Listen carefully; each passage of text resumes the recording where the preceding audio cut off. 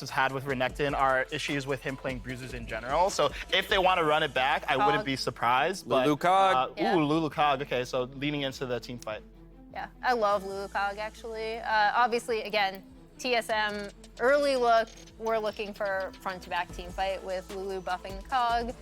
It's been around for a while. For those that don't know, it basically allows Cog to frontline with no, with lesser recourse, I'll say. Yeah, I mean, the Juggernaut days have been nerfed a little bit, but like you see here with the Volibear lock, and they clearly want that front to back like we were talking about. And I think this is the playstyle. We've debated this quite a bit behind the scenes. It's like, what should TSM be doing? And I think especially in a high-profile match like this here for TSM, is that C9's comp's indexing very heavily on physical damage. Yeah, that's what I was going to say. I was like, this is an 80 heavy team composition. And TSM, in the current meta, when you have like 4 melee divers, a lot of them are not going to itemize armor that easily, but when you have front to back in the form of the Lee Sin and the Volibear, you actually have people who can build these armor items and become incredibly difficult for C9 to deal with. Well, so as Victor is picked up as the last champion for TSM side of things, we are confirmed to have Lulu going down to the bot lane.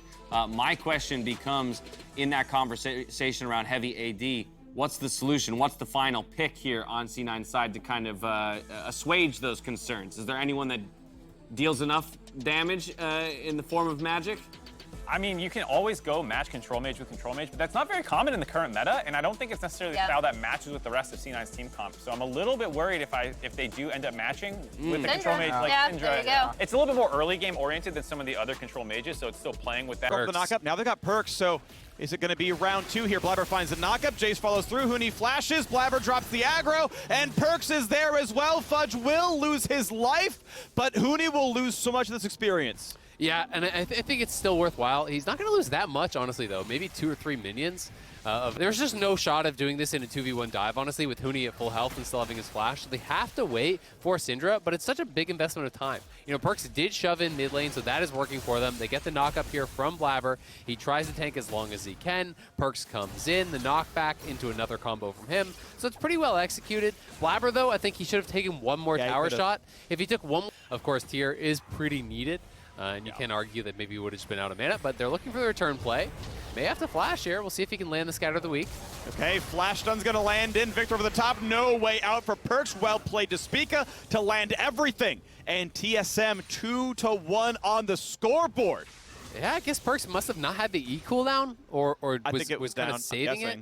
But probably was on cooldown there, because I think you go for that early. He also didn't want to early flash, and then if you don't early flash, him rush in a long time. Most ADs. Oh.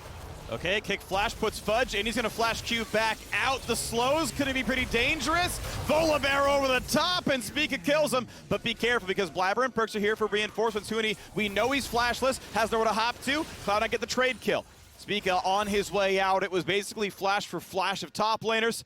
Perks' ult gets himself a kill.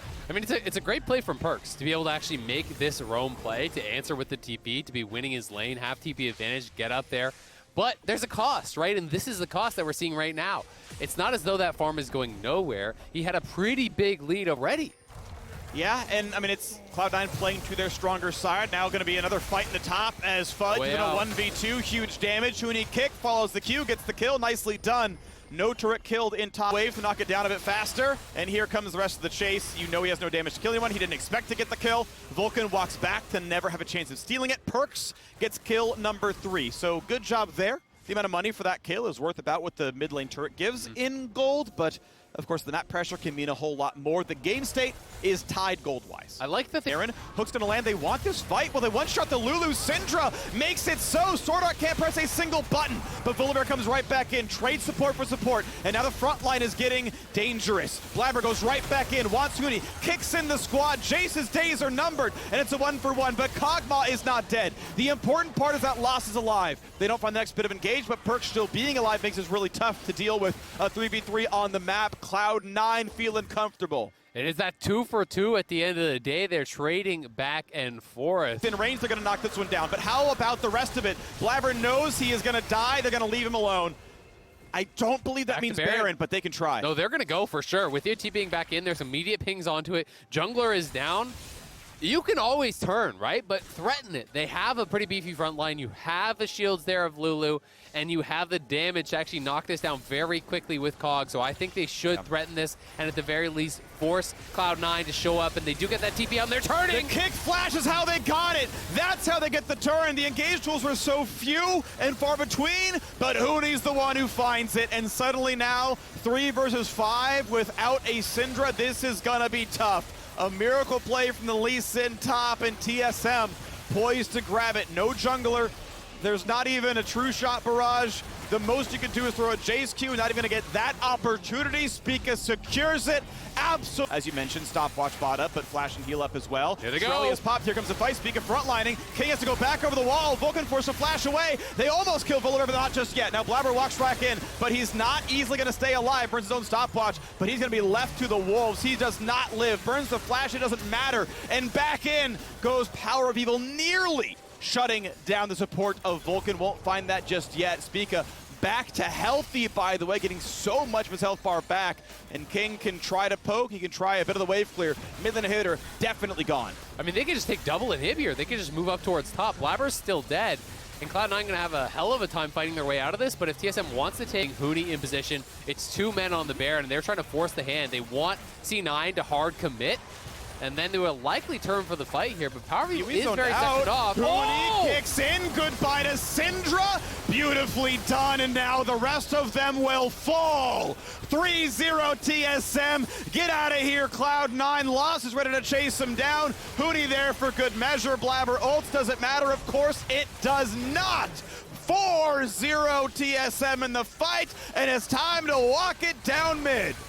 What a kick! Huni around the Baron has been pure magic for TSM, finding perks both times. The critical member, he's going in, he wants the kills. Flash in for the ace for the KDA, not gonna find any more of that one, but certainly these Nexus turrets are dropping rapidly. Second one's gonna fall as well. Cloud9 will not find the defense. They wanted to win through top, but it was TSM who did it. Huni, magical in every single team fight. The Nexus falls. They gotta feel good about this one. They take their time. Huni, magnificent play today as TSM retains sole control of first place. And those kicks on perks, especially the second one, was sick. You know, that is really the nail in the coffin, because Perks is the only guy who really has a shot of, he finds that miracle team fight where he one-shots the victory, one-shots the Kog'Maw.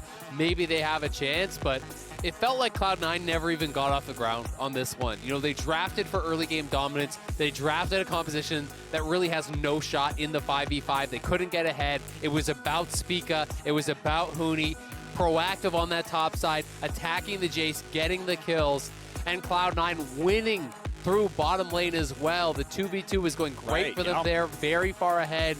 And it just felt like they made all the plays when they needed to. They didn't overforce where they didn't. Yes, Power of Evil was behind.